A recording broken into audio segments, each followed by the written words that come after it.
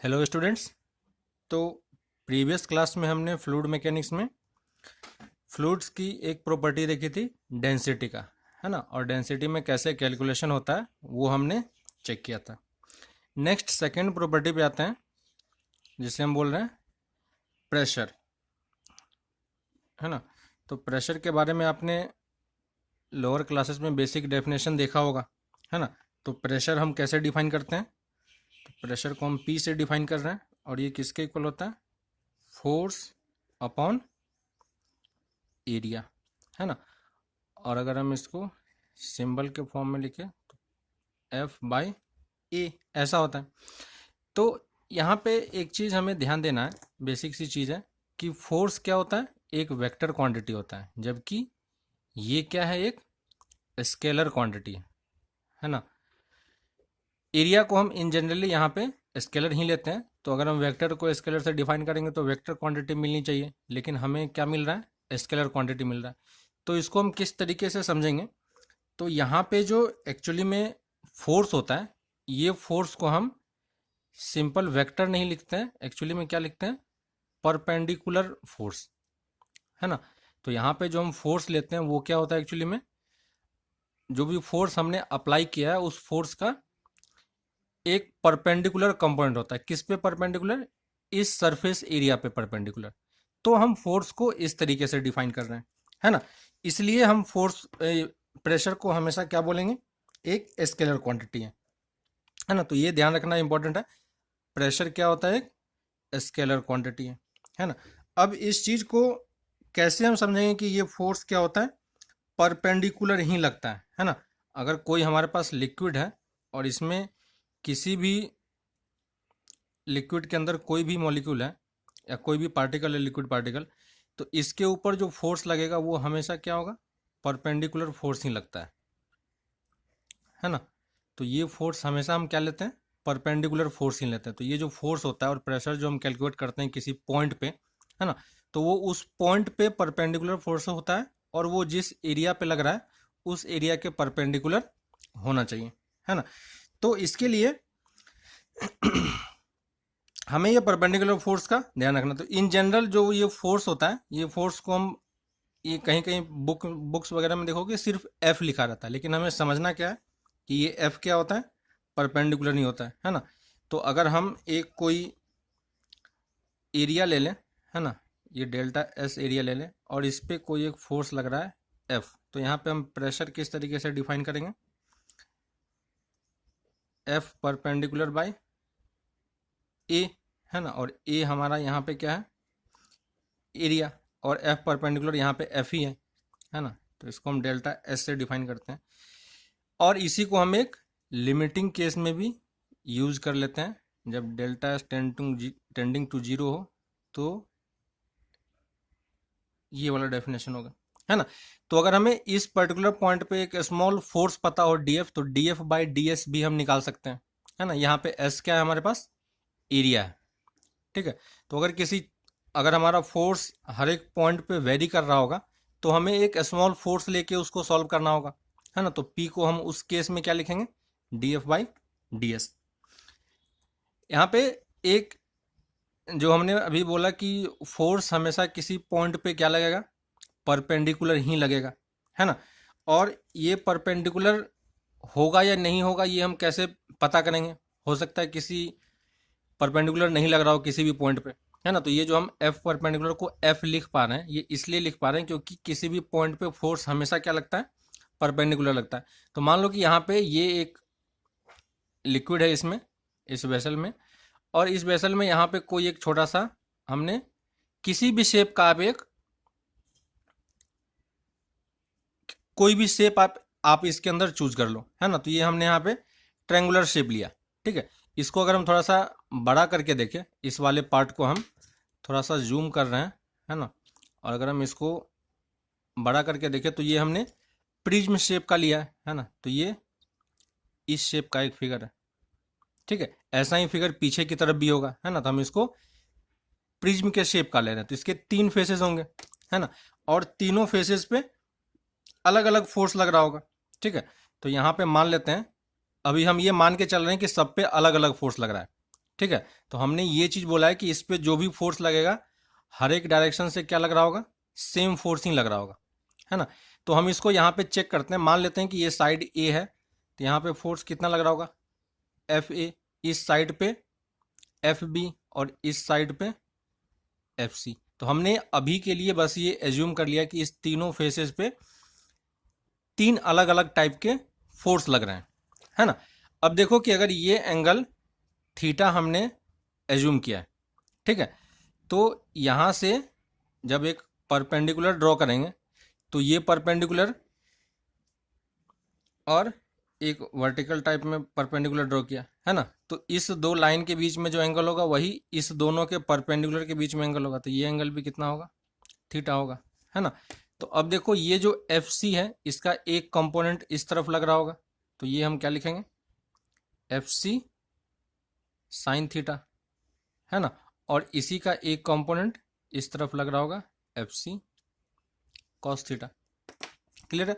अभी के लिए हम ये एज्यूम कर लेते हैं कि ये तीनों जो साइड है इस तीनों साइड का कुछ कुछ एरिया है ना। तो इस साइड को हम A1 मान लेते हैं, इसका क्रॉस सेक्शनल एरिया। तो क्रॉस सेक्शनल एरिया को हम इस तरीके से सिंबल से डिनोट कर रहे हैं, इस टाइप का, इस तरफ का क्रॉस सेक्शनल एरिया E2 ले लेते हैं, और इस वाले का क्रॉस सेक्शनल एरिया E3 ले लेते हैं, ठीक है। तो हमने तीनों साइड का क्रॉस सेक्शनल एरिया अलग अलग ले लिया।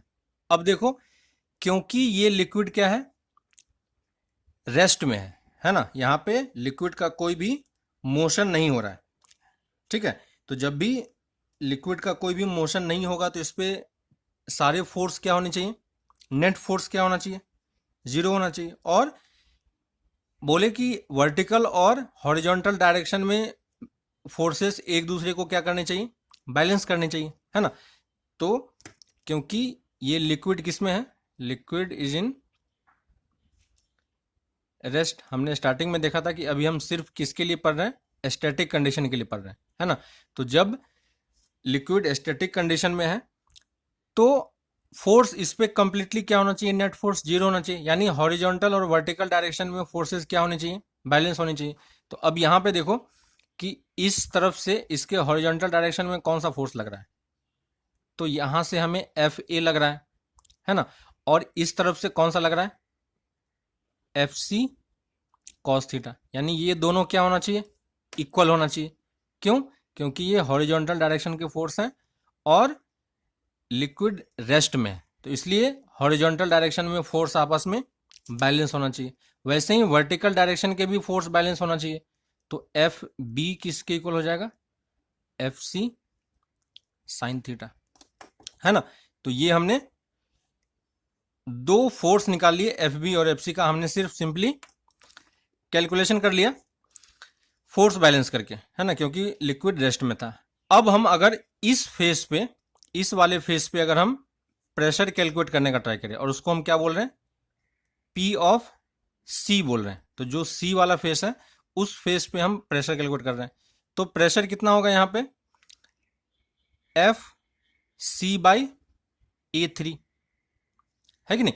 तो ये इस फेस पे, C फेस पे ये प्रेशर है, तो ये क्या है, प्रेशर एट फेस C, है ना। तो इस वाले पार्ट पे हमने प्रेशर कैलकुलेट किया। अब अगर हम ये बोल रहे हैं कि ये इस वाले पार्ट का मैग्नीफाइड वर्जन है, तो यहाँ पे हमने ये बोला कि चारों तरफ से फोर्स क्या होना चाहिए, सेम होना चाहिए। तो हमने जो ये तीन फेसेस चूज किए हैं, तो इस तीनों फेस पे प्रेशर हमारा क्या निकलना चाहिए, सेम निकलना चाहिए, और वो इक्वल होना चाहिए। तो हम चेक करते हैं कि बाकी सारे फेसेस पे फोर्सेस क्या है और प्रेशर कितना है। तो अगर हम ए फेस की बात करें तो यहाँ पे प्रेशर कितना होगा, एफ ए, और ये एफ ए कैसे कैलकुलेट करेंगे, तो एफ पी ए कितना होगा, सॉरी पी ए कैसे निकालेंगे, तो एफ ए बाई A1, है ना, परपेंडिकुलर फोर्स अपॉन एरिया। तो यहाँ पे फोर्स एफ ए परपेंडिकुलर लग रहा है इस एरिया पे, तो हमने दोनों को डिवाइड कर दिया, और एफ ए की वैल्यू हमने क्या लिखा है, एफ सी कॉस थीटा, ठीक है। और A1, अब देखो A1 में क्या रिलेशन होगा, A1 A2 A3 में क्या रिलेशन है। तो यहाँ पे देखो ये एंगल क्योंकि थीटा है ना, तो और ये A3 क्या है, ये वाला एरिया है, तो इस एरिया का ये A1 कौन सा कंपोनेंट है, कॉस थीटा कंपोनेंट, तो हम A1 को क्या लिख पाएंगे, A3 कॉस थीटा, है ना। वैसे ही A2 इस एरिया का कौन सा कंपोनेंट होगा, A2 को हम क्या लिख पाएंगे, A3 साइन थीटा, है कि नहीं। अब ये वैल्यू यहां पे पुट कर दो, तो A1 को हम क्या लिखेंगे, A3 कॉस थीटा, और देखो दोनों टर्म क्या हो गया, ये दोनों कैंसिल हो गया, तो एफ ए की वैल्यू भी किसके इक्वल आ गई, F3/A3, और ये किसके इक्वल था, P प्रेशर एट C, तो PA किसके इक्वल है, प्रेशर एट C के, है ना। वैसे ही अगर हम B वाले फेस पे कैलकुलेट करें तो प्रेशर एट B क्या होगा, FB/A2, और FB की वैल्यू हम क्या लिखेंगे, FC sine theta upon A2 की वैल्यू क्या पुट करेंगे, A3 साइन थीटा, और यहां से भी ये कैंसिल होकर किसके इक्वल आ जाएगा, P ऑफ C के इक्वल, है ना। तो यहां पे हमने ये देखा कि pressure at face A equal to pressure at face B equal to pressure at face C, तो तीनों फेस पे एक्चुअली में क्या हो रहा है, प्रेशर इक्वल है ना। तो ये चीज डेमोन्स्ट्रेट क्या करता है कि फोर्स जो है वो किसी भी पॉइंट पे हमेशा क्या लग रहा है, इक्वल लग रहा है, इसलिए हमें हर एक पॉइंट पे जो फोर्स है वो एक्चुअली में इस पे क्या लग रहा है, परपेंडिकुलर लग रहा है, तो इस वाले हर एक पार्ट से एक्चुअली में प्रेशर की वैल्यू कितनी होगी, सेम होगी, है ना। तो ये जो एक्सपेरिमेंट था ये सबसे पहले किसने डेमोन्स्ट्रेट किया था, फर्स्ट डेमोन्स्ट्रेटेड बाय पास्कल, है ना। तो ये चीज पास्कल ने बोली कि जो प्रेशर फोर्स होता है ना, इस वाले फोर्स को हम कौन सा फोर्स बोल रहे हैं, जो P इक्वल टू F/A लिखते हैं, तो जो वो फोर्स होता है उस फोर्स को हम प्रेशर फोर्स बोल रहे हैं, क्योंकि हम वो फोर्स प्रेशर से कैलकुलेट कर रहे हैं, है ना। तो अगर हमें फोर्स दिया हुआ है तो हम प्रेशर कैलकुलेट कर सकते हैं, है ना, और अगर प्रेशर दिया हुआ है तो भी हम फोर्स कैलकुलेट कर पाएंगे, तो वहां से जो फोर्स आएगा उसको हम कौन सा फोर्स बोल रहे हैं, प्रेशर फोर्स बोल रहे हैं, है ना। तो प्रेशर फोर्स जो होता है वो किसी भी लिक्विड के अंदर किसी भी पार्टिकल पे हमेशा क्या लगेगा, उसके परपेंडिकुलर ही लगेगा, है ना, और उस सरफेस के परपेंडिकुलर लगेगा, ठीक है। और प्रेशर फोर्स हमेशा क्या होता है, इनवर्ड होता है, कभी भी प्रेशर फोर्स बाहर की तरफ नहीं लगेगा। किसी भी पार्टिकल को आप चूज कर लो तो इस वाले पार्टिकल पे जो प्रेशर फोर्स होगा वो हमेशा किसकी तरफ लगेगा, इस पार्टिकल को अंदर की तरफ दबाना चाहेगा, तो इसको हम इनवर्ड बोल रहे हैं, है ना। कभी भी प्रेशर फोर्स बाहर की तरफ नहीं जाएगा, ठीक है। तो प्रेशर फोर्स हमेशा क्या होता है, pressure force in any liquid particle from all direction. तो प्रेशर फोर्स जो है वो किसी भी पार्टिकल पे हर एक साइड से लगता है, ऐसा नहीं कि सिर्फ एक ही साइड से लग रहा है, तो ये ऑल डायरेक्शन से लगता है, और ये फोर्स क्या होता है, इनवर्ड, है ना। तो ये एक्सपेरिमेंट आपको समझ में आ रहा होगा, ये जो डेमोन्स्ट्रेशन किया गया, तो इस डेमोन्स्ट्रेशन का क्या मतलब था। ये जरूरी नहीं कि ये जो शेप हमने चूज किया था ये वाला लिक्विड के अंदर, तो ये तो आप प्रिज्म के शेप का ही लो, कोई भी शेप हो, कोई सा भी आर्बिट्ररी शेप हो, हर शेप के लिए ये चीज क्या है, ट्रू है ना। तो प्रेशर फोर्स के बारे में हमें ये चीज ध्यान देनी है कि हमेशा ये फोर्स क्या लगेगा, उस सरफेस के परपेंडिकुलर ही लगेगा, है ना। तो प्रेशर फोर्स हमेशा क्या होगा, pressure force is always perpendicular to the surface, है ना। और अगर कोई वेसल का भी सरफेस है तो उस वेसल के सरफेस के तरफ से भी क्या लगेगा, परपेंडिकुलर ही लगेगा, है ना। तो अगर यहाँ पे आप देखोगे तो इस वेसल पे भी अगर इसका फोर्स कैलकुलेट देखोगे तो फोर्स इस वेसल पे किस डायरेक्शन में लगा रहा होगा, इस डायरेक्शन में लगा रहा होगा, है ना, परपेंडिकुलर। अगर अंदर में कोई पार्टिकल लेते हो तो इस पे चारों साइड से फोर्स लग रहा होगा, है ना। ये फोर्स किससे बैलेंस हो रहा होगा? इस वेसल के रिएक्शन के कारण, है ना। तो वेसल भी उसी पे उतना ही फोर्स लगा रहा होगा, तो वो उसके कारण बैलेंस हो रहा है, इसलिए वो बाहर नहीं जा पा रहा है ना। तो ये चीज हमें ध्यान रखनी है कि फोर्स हमेशा क्या लगेगा? सरफेस के परपेंडिकुलर ही लगेगा, और हर डायरेक्शन से, किसी भी पार्टिकल पे हमेशा हर डायरेक्शन से ये चीजें लगती हैं, ठीक है। अब हम प्रेशर के वेरिएशन को देखते हैं कि प्रेशर एक्चुअली में चेंज कैसे होता है ना। डेप्थ के कारण, हमें ये पहले भी देखा था कि डेप्थ के कारण प्रेशर क्या होता है? चेंज होता रहता है ना। तो अब देखते हैं कि जो प्रेशर है वो डेप्थ से कैसे अफेक्ट हो रहा है, और डेप्थ के कारण उसका क्या रिलेशन होता है डेप्थ के साथ, वो हम एक बार ट्राई करते हैं, ठीक है। तो अब नेक्स्ट में वेरिएशन ऑफ प्रेशर देखते हैं, ठीक है। तो अब देखते हैं वेरिएशन ऑफ प्रेशर। तो किसी भी वेसल में अगर लिक्विड रखा हुआ है, तो वो लिक्विड क्या होगा? हर एक पॉइंट पे अलग अलग फोर्स लगा रहा होगा, ठीक ना। तो जैसे अगर हमारे पास ये एक वेसल है, तो इस वेसल में क्या होगा कि फोर्स अलग अलग लग रहा होगा, ठीक ना। तो हम ये देखना चाह रहे हैं कि ये हाइट के साथ कैसे वेरी कर रहा है, ठीक है।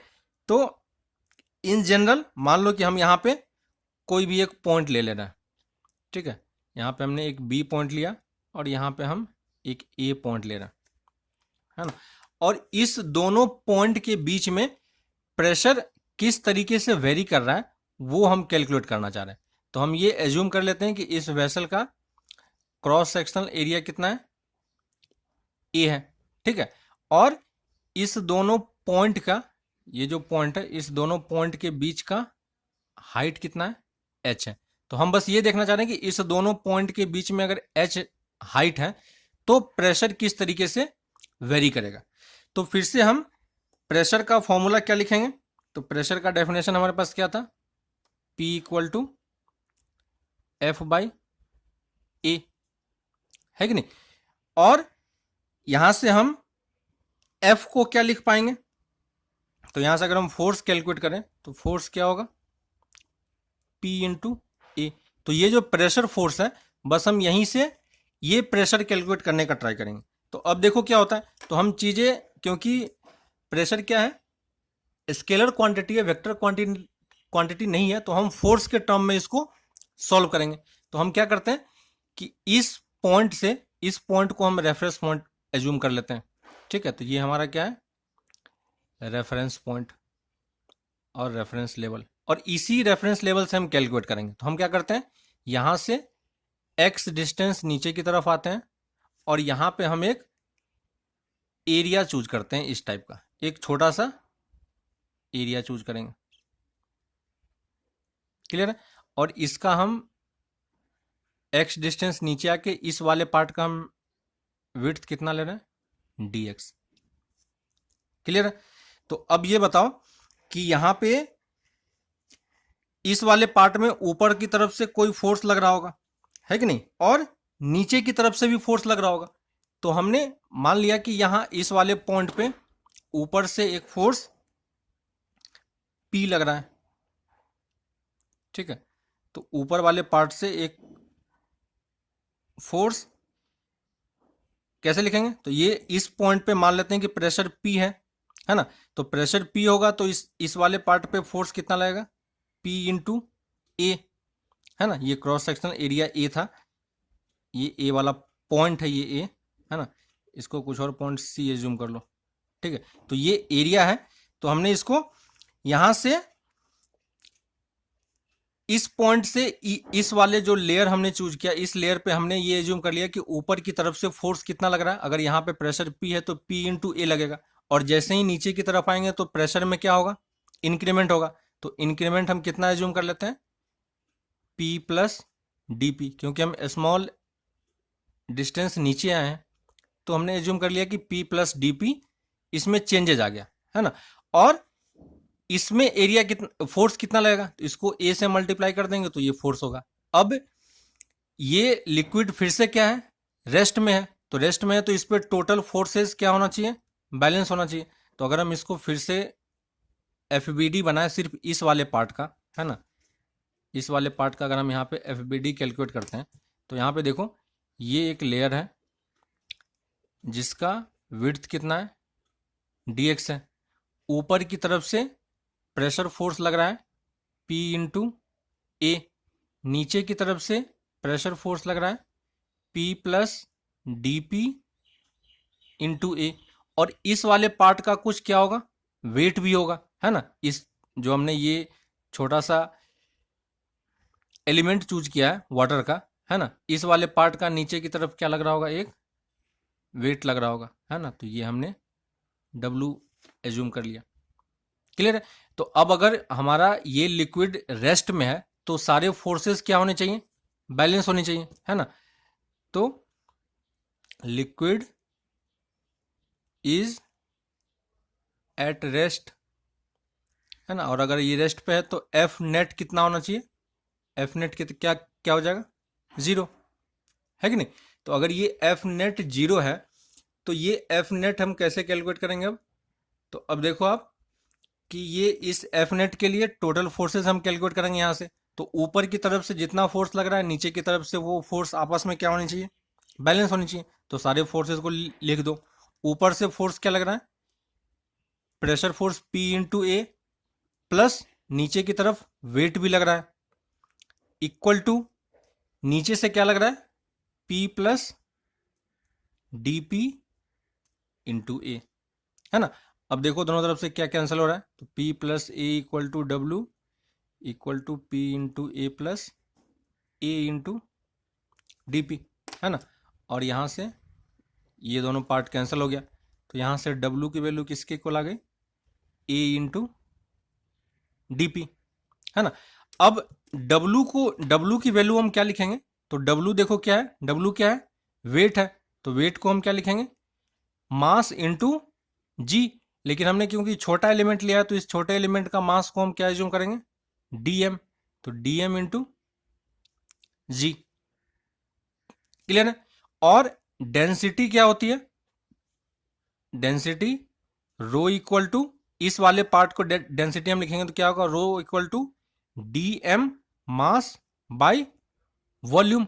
और वॉल्यूम कितना होगा, इसका एरिया कितना है, A है, और ये हाइट कितनी है, dx। तो A इंटू dx। तो यहां से हम DM क्या लिख पाएंगे, rho into A into g into dx। तो देखो W को हम ये लिख पा रहे हैं, है ना। और ये अगर W पता है तो W की वैल्यू यहां पे पुट कर दो, तो ये कितना होगा, rho A G dx equal to A into DP। और दोनों तरफ से A अब कैंसिल हो गया, है ना।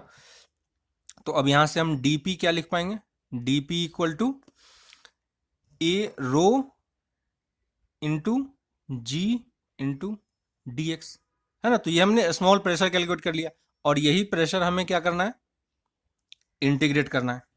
कहां से कहां तक करेंगे, तो x की वैल्यू कहां तक होगी, स्टार्टिंग 0 से, क्योंकि हमने रेफरेंस पॉइंट जहां पे लिया था, देखो x की वैल्यू हमें वहां से काउंट करनी है, और x की वैल्यू जब 0 थी तो वहां पे प्रेशर कितना था, तो उस पॉइंट को हम क्या एज्यूम कर लेते हैं, प्रेशर एट C, है कि नहीं। और किस हाइट तक हमें जानी है, h हाइट तक, और h डेप्थ तक जाना है। तो h डेप्थ पे प्रेशर कितना है, P ऑफ B। इस तरफ इंडिकेट करेंगे तो कितना आ जाएगा, PB माइनस PC, है कि नहीं। तो ये कितना हो जाएगा, PB माइनस PC। और इस तरफ इंटीग्रेट करेंगे तो कितना आ जाएगा, रो जी एच। ये इंटीग्रेशन कर पाओगे, ये दोनों कांस्टेंट है, तो ये बाहर निकल के आ गया। इसका मतलब क्या हो गया कि ये हमारे पास फॉर्मूला हो गया, है ना। तो हाइट के साथ प्रेशर किस तरीके से वेरी कर रहा है, रो जी एच के तरीके से, है ना। तो अगर हम इसको और क्लियर व्यू में देखें तो अगर हमारे पास ये लिक्विड है और इस वाले पार्ट में अगर हम कोई भी 2 पॉइंट चूज कर लेते हैं, A और B, है ना, और A और B के बीच में हाइट अगर हमारा h है, तो हम यहाँ पे इस दोनों के बीच का हम प्रेशर डिफरेंस लिख सकते हैं। तो प्रेशर डिफरेंस क्या होगा, कहाँ पे प्रेशर ज़्यादा होगा, हाइट ज़्यादा होगी तो प्रेशर, और हाइट अगर डेप्थ ज़्यादा होगा तो प्रेशर कितना होगा, ज़्यादा होगा, तो पी ऑफ बी ज़्यादा होगा। तो हम क्या लिखेंगे, P of B minus P of A equal to rho G H, और ये रो किसका रो है, लिक्विड का, है ना। तो एल लिख लेते हैं, अगर वाटर होगा तो वाटर का ले लेंगे, है ना। तो वाटर का डेंसिटी हमने देखा था पहले। तो ये हमारे पास फॉर्मूला आ गया, और इसी को हम क्या लिख सकते हैं, delta P equal to rho G H, है ना। तो ये हमारे पास फॉर्मूला है कि वर्टिकल के केस में, ये हमने कौन सा केस लिया, इन वर्टिकल डायरेक्शन, है ना। तो इन वर्टिकल डायरेक्शन जो हमारा प्रेशर है वो किस तरीके से चेंज हो रहा है, रोजी एच के तरीके से। क्लियर होगा आपको, है ना। और अगर हम इस पॉइंट को मान लो कि हम एक सरफेस पे ले लेते हैं, ठीक है, तो ये वाला पॉइंट ये है, और अगर हमने ए पॉइंट को यहाँ पे सरफेस ले लिया और यहाँ पे हम कोई प्रेशर कैलकुलेट कर रहे हैं इस ऊपर वाले सरफेस से एच डिस्टेंस पे, है ना। तो यहाँ पे कौन सा प्रेशर काम कर रहा होगा, एटमॉस्फेरिक प्रेशर। तो एटमॉस्फेरिक प्रेशर को हम किससे डिनोट करते हैं, पी नॉट से, है ना। तो पी नॉट हम ले रहे हैं, ये कौन सा पी नॉट है, इसको हम बोल रहे हैं एटमॉस्फेरिक प्रेशर, एटमॉस्फेरिक प्रेशर, है ना। तो अगर हमें फिर से हमें इस पॉइंट का प्रेशर पता है तो इस दोनों के बीच का जो डिफरेंस लिखेंगे तो क्या हो जाएगा, पी बी माइनस इस पॉइंट का प्रेशर, तो इस पॉइंट का प्रेशर कितना है, पी नॉट, तो P B minus P naught equal to rho G H होना चाहिए, है ना। और क्योंकि जो एटमॉस्फेरिक प्रेशर है वो हमें पता होता है, तो पी बी को हम क्या लिख सकते हैं, P not plus row G H, है ना। तो अब देखो यहां पे कि पिछले वाले केस में जब हम P B minus P A लिख रहे तो क्या हमें ये दोनों वैल्यू पता थी, नहीं थी। तो हम इसलिए वहां वहां पे उस केस में हम डिफरेंस कैलकुलेट कर रहे थे। तो बीच में अगर कोई कहीं पे पॉइंट दे दे तो हम डायरेक्टली वहां पे वैल्यू कैलकुलेट नहीं कर पाएंगे, तो वहां पे हम डिफरेंस कैलकुलेट कर लेते हैं। जबकि सरफेस से अगर तुम कैलकुलेट करोगे तो सरफेस का प्रेशर हमें पता होता है, तो ये प्रेशर पता है और ये वैल्यू हमें पता है ना। तो ये यहाँ पे जो हमें ये बी मिला और ये प्रेशर जो बी पॉइंट पे मिला, ये कौन सा प्रेशर है, एब्सोल्यूट प्रेशर, है ना। Absolute pressure at P B, ये कौन सा प्रेशर है, एटमॉस्फेरिक प्रेशर, है ना। और इस वाले पार्ट को हम क्या बोलते हैं,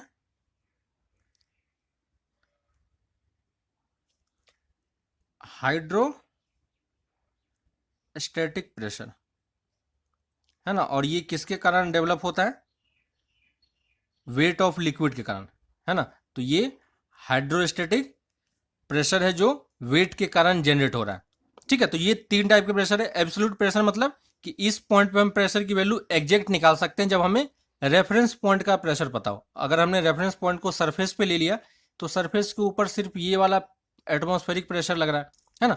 तो ये एटमॉस्फेरिक प्रेशर हम कैलकुलेट कर पाएंगे, इजी है। तो इस वाले प्रेशर को हम क्या बोल रहे हैं, एब्सोल्यूट प्रेशर। क्लियर है। तो ये हमने देखा कि वर्टिकल डायरेक्शन में हमारा प्रेशर का वेरिएशन किस टाइप से हो रहा है ना। अब हम सेकेंड केस देखते हैं कि जब अगर हम हॉरिजॉन्टल डायरेक्शन में मूव करें तो प्रेशर किस टाइप से वेरी करता है, ठीक है। तो सेकेंड केस में आते हैं, हमारे पास प्रेशर वेरिएशन ही है अभी भी, pressure variation in horizontal line, ठीक है।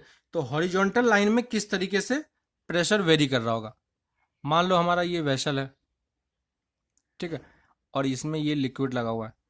तो हम क्या कर रहे हैं कि इसमें कोई सा भी दो पॉइंट चूज कर रहे हैं, ए और बी, और ये ए और बी क्या है, सेम हॉरिजॉन्टल लाइन पे है ना। तो ये क्या है, इसको हम बोल रहे हैं same horizontal line, same horizontal line. तो हमने सेम हॉरिजॉन्टल लाइन पे 2 पॉइंट लिया, ठीक है। अब इस वाले पार्ट पे हम कैलकुलेट करेंगे कि प्रेशर अगर हम इस पॉइंट से इस पॉइंट की तरफ मूव करें तो हमारा प्रेशर का वेरिएशन किस टाइप से होगा। तो हम यहां पे क्या करते हैं, एक छोटा सा सिलेंडर एज्यूम करते हैं, ठीक है, क्लियर है। इस वाले पार्ट का सेम सिलेंडर है तो दोनों तरफ का बेस एरिया कितना एज्यूम कर रहे हैं, ये जो एरिया है और क्रॉस सेक्शन एरिया हम एस ले रहे हैं, ठीक है। तो यहाँ पे भी एरिया एस है, इस तरफ भी एरिया एस है ना। और ये लेंथ कितना है, एच लेंथ है, ठीक है। तो अब देखते हैं कि प्रेशर किस तरीके से अगर हम यहाँ से यहाँ मूव करेंगे तो क्या होगा।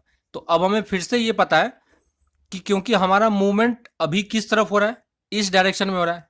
पिछले वाले जब हमने किया था वर्टिकल डायरेक्शन में तो वहां पे हमने हॉरिजॉन्टल वाले पार्ट को कंसीडर नहीं किया था क्योंकि हमारा वेरिएशन वर्टिकल लाइन पे हो रहा था। यहाँ पे हमारा वेरिएशन हॉरिजॉन्टल लाइन में हो रहा है तो वर्टिकल वाला पार्ट से हमें कोई मतलब नहीं है। तो हम इस तरफ वाले पॉइंट का इस तरफ वाले पार्ट पे कितना प्रेशर है वो कैलकुलेट करेंगे और इस तरफ वाले पार्ट का कितना प्रेशर है वो कैलकुलेट करेंगे, है ना। तो अब देखो कि ये बताओ कि इस तरफ में कितना प्रेशर लगेगा। तो मान लेते हैं अभी के लिए कि इस वाले पॉइंट पे प्रेशर पी ए है ना। तो यहाँ पे प्रेशर तुम्हारा पी ए है और इस वाले पार्ट पे प्रेशर कितना है, पी बी है। तो अभी हम अलग अलग एज्यूम करके चल रहे हैं। तो अब ये बताओ कि अगर हमें यहाँ पे प्रेशर पता है ना, तो इस वाले पॉइंट पे इस डायरेक्शन में फोर्स लग रहा होगा तो ये फोर्स कितना होगा। तो फोर्स ऑन सरफेस ए और फोर्स ऑन सरफेस बी, दोनों सरफेस में फोर्स क्या होना चाहिए, इक्वल होना चाहिए। कैसे, क्यों होना चाहिए, क्योंकि लिक्विड हमारा क्या है, रेस्ट में है ना। तो दोनों तरफ से हमें प्रेशर पता है, दोनों पॉइंट पे पी ए और पी बी एज्यूम कर लिया। सरफेस एरिया हमें पता है और हमें ये भी पता है कि प्रेशर फोर्स परपेंडिकुलर लगेगा। तो हम दोनों तरफ के फोर्स को बैलेंस कर सकते हैं क्योंकि इस हॉरिजॉन्टल डायरेक्शन में लिक्विड का कोई मोशन नहीं हो रहा है ना। तो इस तरफ में फोर्स कितना लगेगा, तो फिर से P याद है, P इक्वल टू क्या होता है, F बाई ए। तो F को हम क्या लिख पाएंगे, P इंटू ए। तो प्रेशर हमें पता है पी ए और सरफेस एरिया हमने क्या एज्यूम किया था, सॉरी ये क्रॉस सेक्शन एरिया हमने क्या एज्यूम किया था, S। तो P इंटू एस और B पॉइंट पे कितना होगा, पी बी इंटू एस। तो दोनों तरफ से S कैंसिल हो गया है ना। तो पी ए इक्वल टू क्या हो गया, पी बी। क्लियर है। इसका मतलब क्या हो गया कि अगर हम सेम हॉरिजॉन्टल डायरेक्शन में मूव करते हैं तो प्रेशर क्या होता है, चेंज नहीं होता है। हर एक पॉइंट पे प्रेशर क्या होगा, सेम होगा। लेकिन ये कब तक वैलिड है, जब तक हमारा लिक्विड क्या हो, मूव नहीं कर रहा है ना, एक्सेलरेटेड नहीं है। इसी को हम बोलते हैं स्टैटिक कंडीशन, है ना। तो क्योंकि हम स्टैटिक के लिए पढ़ रहे हैं तो on same horizontal line pressure will be same on each point on that line. Clear है। यानी इस अगर हम एक लाइन पे हॉरिजॉन्टल डायरेक्शन में मूव कर रहे हैं तो इस पॉइंट पे प्रेशर, इस पॉइंट पे प्रेशर, इस पॉइंट पे प्रेशर, सारे पॉइंट पे प्रेशर कितना होगा, सेम होगा अगर हम हॉरिजॉन्टल में मूव कर रहे हैं तो। और अगर वर्टिकल में मूव करेंगे तो प्रेशर का चेंज हमने देखा था कि ρg h के हिसाब से होता है। लेकिन ये सब चीजें कब तक वैलिड है, जब तक हमारा लिक्विड क्या है, स्टैटिक कंडीशन में है ना। तो इसको हम बोल रहे हैं स्टैटिक लिक्विड और अनएक्सेलरेटेड लिक्विड। हम अभी तक लिक्विड में कोई भी मोशन नहीं दिया है ना। तो ये सब चीज़ें जो हमने कैलकुलेट किया है वो सिर्फ इस कंडीशन के लिए वैलिड है। अगर बॉडी में मोशन आ जाता है, स्टैटिक नहीं रहता है, अनएक्सेलरेटेड रहता है ना, एक्सेलरेटेड हो जाता है, तो उस केस में फिर ये रूल वैलिड नहीं होगा, है ना। तब उस केस में प्रेशर फिर अलग अलग निकल सकता है। तो अभी के लिए हम सिर्फ स्टैटिक वाला पार्ट पढ़ रहे हैं, तो हमें ये समझ में आना चाहिए कि किसी भी पॉइंट पे सेम हॉरिजॉन्टल लाइन पे प्रेशर क्या होगा, हमेशा सेम रहेगा, है ना। तो अभी हमने दो चीजें देखा, एक वर्टिकल केस में देखा, है ना, और एक हॉरिजॉन्टल केस में देखा, है ना। और ये दोनों चीजें किसके लिए वैलिड है, इस वाले पार्ट के लिए, जब तक बॉडी हमारा क्या है, स्टैटिक है और अनएक्सेलरेटेड है। तो अगर हमारे पास वर्टिकल डायरेक्शन में मूव करते हैं तो प्रेशर कितना चेंज होता है, रो जी एच। एक पॉइंट से दो पॉइंट के बीच में अगर प्रेशर डिफरेंस निकालोगे तो वो रो जी एच के इक्वल होगा। और हॉरिजॉन्टल डायरेक्शन में हर एक पॉइंट पे प्रेशर कितना होगा, ऑन सेम हॉरिजॉन्टल, है ना। तो हॉरिजॉन्टल आप चेंज नहीं कर रहे हो, क्लियर है। तो ये दो इंपॉर्टेंट चीजें थी कि हम अगर वर्टिकल डायरेक्शन में मूव कर रहे हैं तो प्रेशर का चेंज और प्रेशर का वेरिएशन किस टाइप से हो रहा है, और अगर हम हॉरिजॉन्टल डायरेक्शन में मूव कर रहे हैं तो प्रेशर का वेरिएशन किस टाइप से हो रहा है, ठीक है। अब यूनिट्स की बात कर लेते हैं कि हमारे पास प्रेशर के क्या क्या यूनिट्स हैं, है ना। तो प्रेशर को जनरली अगर हम इसका यूनिट्स एंड डायमेंशन देखें तो प्रेशर को हम क्या लिखते हैं, एफ बाई ए, है ना। और एफ का यूनिट कितना होता है, एन न्यूटन, और ए का जनरली मीटर स्क्वायर। तो प्रेशर को हम किस में मेजर करते हैं, न्यूटन पर मीटर स्क्वायर में, है ना। और इसी न्यूटन पर मीटर स्क्वायर को हम क्या बोलते हैं, पास्कल, है ना। तो पास्कल साइंटिस्ट के नाम पे इस यूनिट को पास्कल भी बोलते हैं। तो 1 न्यूटन मीटर स्क्वायर किसके इक्वल होगा, 1 पास्कल के इक्वल, क्लियर है। वैसे ही एक और दूसरा और कॉमन सा यूनिट्स है जिसे हम बोलते हैं एटीएम, है ना। तो ये चीज हमने पहले भी पढ़ा हुआ है। तो हम प्रेशर को इन जनरली एटमॉस्फेरिक प्रेशर के तरीके से 1 एटीएम की तरह कैलकुलेट करते हैं, है ना। तो 1 एटीएम किसके इक्वल होता है, 101325 पास्कल, है ना। तो ये बस यूनिट का कैसे आपस में रिलेशन है वो देखना है ना।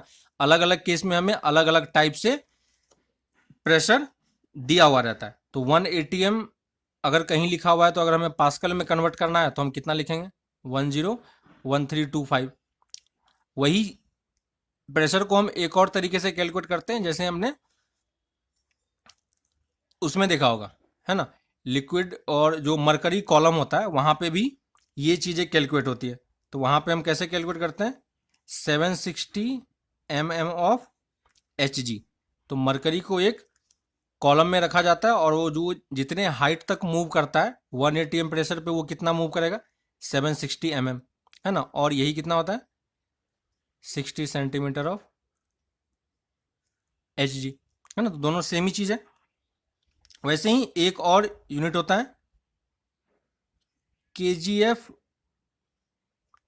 सेंटीमीटर स्क्वायर, है ना, सीजीआई यूनिट लेंगे तो। और इसको अगर हम चेंज करेंगे तो कितना हो जाएगा, ये के जी है तो जी क्या है, जी की वैल्यू 10, है ना। तो 1 into 10 divided by centimetre square को मीटर में कन्वर्ट करेंगे तो 10⁻⁻⁴। तो ये किसके इक्वल हो जाएगा, 10⁻⁵ न्यूटन पर मीटर स्क्वायर, है ना। और इसी को अगर हम पास्कल में लिखेंगे तो ये कितना हो जाएगा, 10⁵ पास्कल, है ना। और 10⁵ पास्कल ही किसके इक्वल होता है, 1 बार के इक्वल, है ना। तो ये सारे नोटेशन यूनिट प्रेशर के हैं। तो प्रेशर हर जगह पे अलग अलग केसेस में वो अलग अलग तरीके से डिफाइन करते हैं। तो न्यूटन मीटर स्क्वायर होता है ना, एटीएम में मेजर करते हैं, पास्कल में मेजर करते हैं, एचजी कॉलम में मेजर करते हैं, या फिर 1 बार में मेजर करते हैं। एक और तरीके से प्रेशर मेजर होता है जब हम अपने बाइक में या कार में जब हवा भराने के लिए जाते हैं, है ना। तो वहाँ पे आपने देखा होगा कि वहां पे किस तरीके से प्रेशर का मेजरमेंट होता है, पीएसआई में, है ना, पाउंड पर स्क्वायर। तो वहां पे ये मेजरमेंट पीएसआई के टर्म में होता है। और 1 पीएसआई किसके इक्वल होता है, सॉरी 1 एटीएम किसके इक्वल होता है, 1 एटीएम किसके इक्वल होता है, 14.7 पीएसआई, है ना। तो जब उसमें जब टायर में हवा भराते हैं तो वो कितना अप्रोक्सीमेटली बढ़ता है, अगर कोई 30 पीएसआई बोल रहा है तो इसका मतलब कितना हो गया, अप्रोक्सीमेटली 2 एटीएम के इक्वल, है ना, इसका डबल हो जाएगा। तो ये एटीएम और पीएसआई में रिलेशन है। तो ये सब जब व्हीकल का टायर में जब प्रेशर कैलकुलेट होता है तो वो किसके टर्म में कैलकुलेट होता है, इस पीएसआई के टर्म में, है ना। तो ये सारे डिफरेंट नोटेशन है, बस इसको आप ध्यान रखना कि अगर किसी और यूनिट में दिया हुआ है तो हमें मेनली काम किस में करना होगा, पास्कल में करना होगा या न्यूटन मीटर स्क्वायर में करना होगा, क्योंकि हम पी को F/A से डिनोट कर रहे हैं, है ना। तो जनरली कन्वर्जन हमें आना चाहिए कि कौन सा किस में किस तरीके से कन्वर्जन होता है, ठीक है। तो ये चीजें हो गई हमारे लिए यूनिट्स के बारे में और प्रेशर का वेरिएशन किस टाइप से हो रहा है, ठीक है। नेक्स्ट क्लास में हम कुछ और प्रेशर के बारे में देखेंगे कि प्रेशर की और क्या क्या प्रॉपर्टी होती है और कैसे प्रेशर का हम यूज अलग अलग कंडीशन में करते हैं, है ना। जो अभी तक हमने पढ़ा है उसी के बेसिस पे हम उसको और कितने तरीके से यूज कर सकते हैं अपने क्वेश्चन को सॉल्व करने में, ठीक है। तो नेक्स्ट क्लास में हम वो चीज़ आगे इसी को कंटिन्यू करेंगे, ठीक है। तो फिर नेक्स्ट क्लास में मिलते हैं, ओके, बाय।